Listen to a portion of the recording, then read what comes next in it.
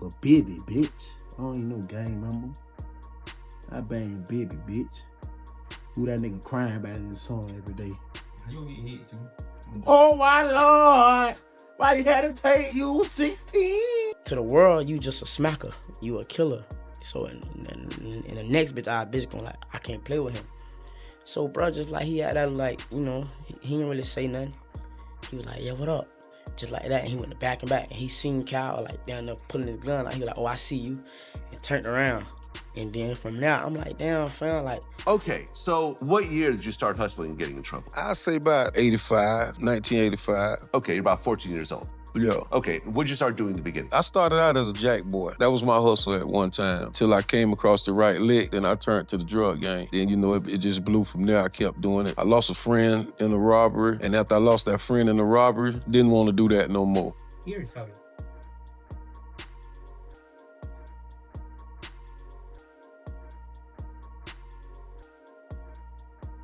Is it done?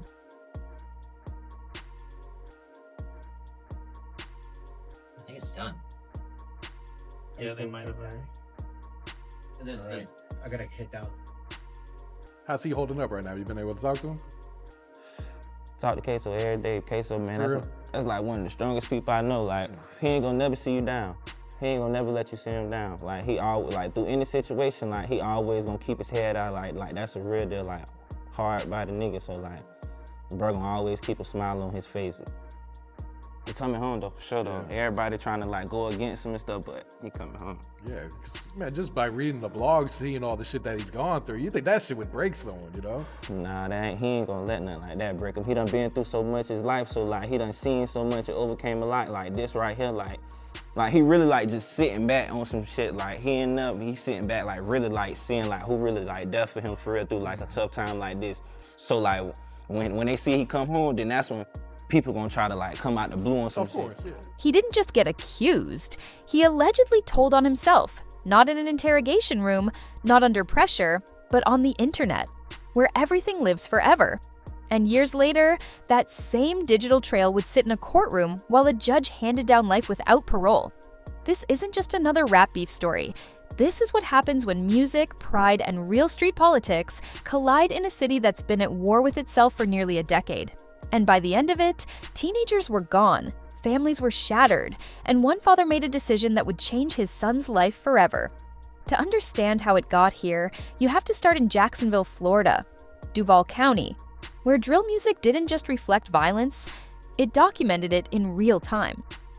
On one side stood ATK, short for Ace's Top Killers, closely tied to rapper Youngeen Ace. On the other side was KTA, linked to 6 Block and most publicly represented by Julio Fulio. This wasn't just music industry competition, this was retaliation layered on retaliation. Since 2017, bodies had been dropping in a cycle that kept escalating. Zion Brown, the near-fatal shooting of Ace that left 3 of his friends dead. Then more names added to the list year after year. And every loss wasn't just mourned, it was turned into lyrics. Diss tracks, Instagram captions, music videos filmed in neighborhoods where the pain was still fresh. But in February 2019, the war hit a different nerve. 16-year-old Adrian Gaynor Jr., known as Bibby, was shot at the Hilltop Village Apartments, 16. He wasn't some distant affiliate either. He was deeply connected to the KTA side and especially close to Fulio. Fulio later described him like a little brother, someone who pulled up after school every day. Someone he told to stay inside that afternoon because the streets felt hot. Not hot with weather, hot with tension. Bibby didn't listen. Within half an hour, shots rang out. Dozens of shell casings reportedly hit the pavement, and a teenager who had just stepped off a school bus was gone. That moment broke something in Jacksonville. But what happened next made it worse, because instead of silence, there were posts. Instead of laying low, there were taunts. Hakeem Robinson, known publicly as Ksoo, was heavily rumored in the streets to be responsible. Authorities would later say he wasn't just rapping about violence, he was actively participating in it. But what shocked even people familiar with drill culture was the online behavior that followed. There were diss tracks, alleged references to Bibby in lyrics, social media captions that many interpreted as bragging, even a project cover that seemed designed to mock fallen rivals. And here's the part that still confuses people.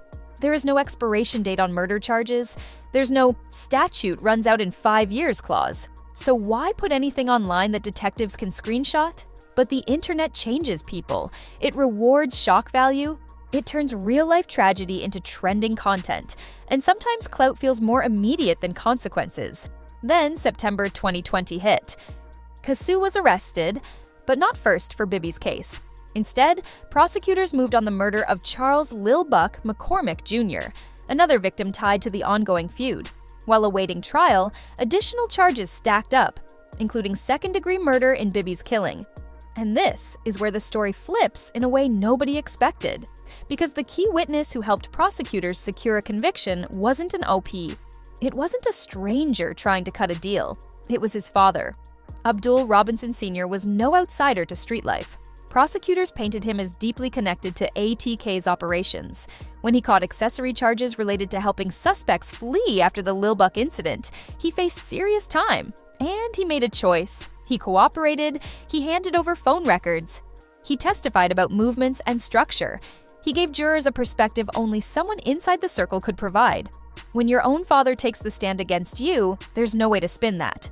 The jury deliberated, and in July 2025, they returned a unanimous guilty verdict for first-degree murder. Mandatory life, no parole. Bond revoked immediately.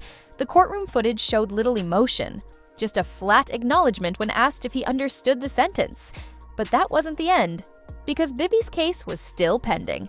In February 2026, nearly 7 years after the 16-year-old's death, Ksoo walked into court and pleaded guilty to second-degree murder. No trial, no drawn-out testimony, just a plea. He received 10 years, consecutive to his life sentence, plus probation terms. Legally, it changes little. Life without parole already ensures he will never walk free. But symbolically, it closed the loop. Online reactions exploded. Some argued 10 years wasn't enough for a teenager's death. Others pointed out it was stacked on top of forever. But the larger reality never changed. The same internet energy that once powered diss tracks and viral moments was quietly being archived, time-stamped, and preserved as courtroom evidence. Every caption, every live session, every lyric that felt like just rap in the moment suddenly looked different when prosecutors played it back under fluorescent lights. What once earned likes and shares became exhibits and case numbers. And the fallout didn't end when the gavel dropped. His brother received prison time. His father, after choosing to cooperate, faced immediate backlash behind bars, labeled in ways that carry serious consequences inside a cell block. Eventually, he walked out on strict probation, ankle monitor strapped on, but whatever freedom he regained came at the cost of his relationship with his own blood. The Robinson family didn't just face legal consequences, they fractured, conversations stopped, loyalties shifted, and wounds that were already deep turned permanent. Then, in June 2024, another headline shook the culture. Julio Fulio was shot and killed in Tampa at just 26 years old, the same man who once sat in interviews fighting back tears over Bibi. The same artist who kept his little brother's memory alive through chains, tattoos, and songs that poured pain into every verse. For years, he had narrated the losses. Then, he became one. The cycle didn't pause to reflect. It didn't slow down out of mercy. It kept spinning. One teenager gone at 16, one rapper gone at 26, another man locked away for life before he ever turned 30. And when rumors started spreading that Ksoo had been attacked behind bars, people ran with it instantly. Posts circulated, comment sections exploded, but credible investigations found no confirmation. In a story already stacked with documented tragedy, fiction didn't need to be added. The truth was already heavy enough to carry on its own. Zoom out far enough, and this stops being just a case file with names attached. It becomes a snapshot of an entire era in Duval County. A generation caught between chasing music careers and staying loyal to neighborhood politics. Young men growing up in an environment where diss tracks weren't metaphors, where lyrics could trigger real-life retaliation, where Instagram stories sometimes moved faster than street rumors. Social media didn't start the conflict, but it amplified it. It rewarded the boldest disrespect. It turned grief into content. It blurred the line between performance and prosecution evidence until nobody could tell where entertainment stopped and self-incrimination began. Ksoo reportedly said after sentencing, "This is the life I chose." Maybe he believes that. But Bibi didn't choose to die at 16. Fulio didn't choose to become a trending memorial post. And the mothers, siblings, and cousins on both sides didn't choose to plan funerals or prison visits. That's the part that lingers long after the headlines fade, the realization that what looked like clout in the moment turned into consequences that don't expire. The most haunting part? The warning that started it all. Stay inside. It's hot. 20 minutes later, everything changed. And now one man sits in a Florida prison with a life sentence plus 10 years stacked on top, knowing the internet moments that once brought attention are the same ones that helped seal his fate. This isn't a movie plot, it's documented. Court transcripts, sentencing records, archived posts that can still be pulled up years later with a simple search. The streets don't retire people peacefully. They end careers in courtrooms or cemeteries. And in Jacksonville's drill era, the cost of clout proved permanent. Because when the music stops and the comments fade, the consequences don't. They last a lifetime, and maybe that's the real lesson buried underneath all the diss tracks and viral moments. The internet moves fast. Today's headline gets replaced tomorrow. But the decisions made in those heated moments, they don't disappear when the timeline refreshes. They follow you into interrogation rooms, into trial dates, into sentencing hearings, long after the views slow down, long after the blogs stop posting. The paperwork is still there. The families are still grieving, the prison gates are still locked, so the next time a diss record starts trending, or a rapper goes live talking reckless, just remember how this story ended. Not with a chart-topping single, not with a comeback tour, but with life sentences, memorial shirts, and a generation of talent that never got the chance to grow old. If you want more breakdowns that go deeper than the surface, stories that unpack what's really happening behind the headlines, make sure you hit subscribe and turn on notifications. Because these situations, they're never just entertainment, and the next chapter is always closer than it looks.